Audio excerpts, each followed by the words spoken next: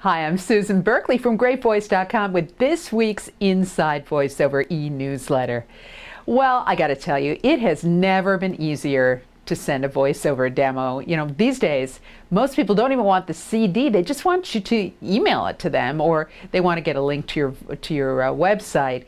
But that kind of presents a problem, because just because you can send your demos out anywhere in the world for free doesn't mean you should do that, because you know why?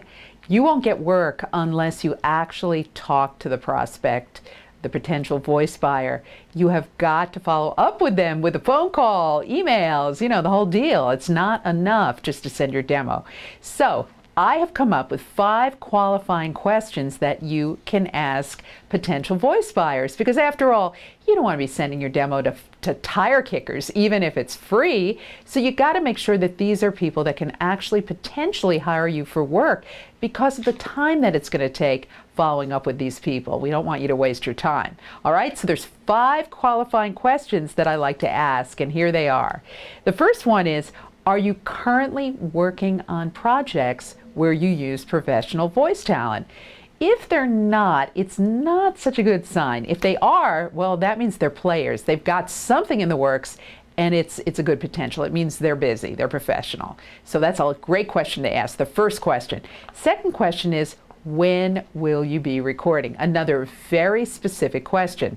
If they say to you, oh, you know, we usually only record like once a week or a couple times a month, well, that tells you something about that customer. But if they say to you, we're recording today, or maybe we're recording right now or in about an hour, then that's somebody you want to stay in touch with. Another very, very good sign.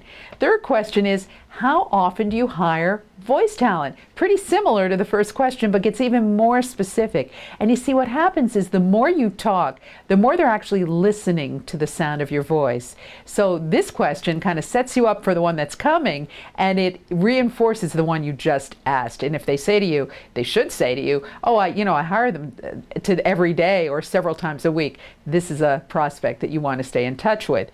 The next question, number 4, is the one you really want to know, which is, are there voice talents of my type that you work with regularly? And what that is doing is, that's another very professional way of asking, well, what do you think about my voice? You know, you've been listening to me on the phone.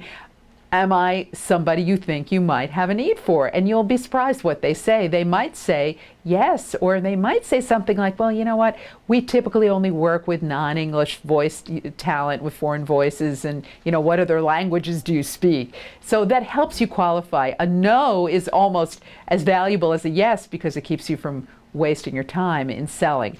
And then the final question, the capper, is, would you be willing to consider me for your next voiceover job? So you see how we led our way into that key question, and you'll be surprised at the answer you get. Hold your breath, wait. Many times they're going to say, yes, send me your demo or stay in touch. Sometimes they might even say, you know what, you sound pretty darn good. When can you start work? You never know unless you ask. So these 5 questions will make it really comfortable for you to get on the phone and speak to those prospective voice buyers. Good luck. I'll talk to you next week.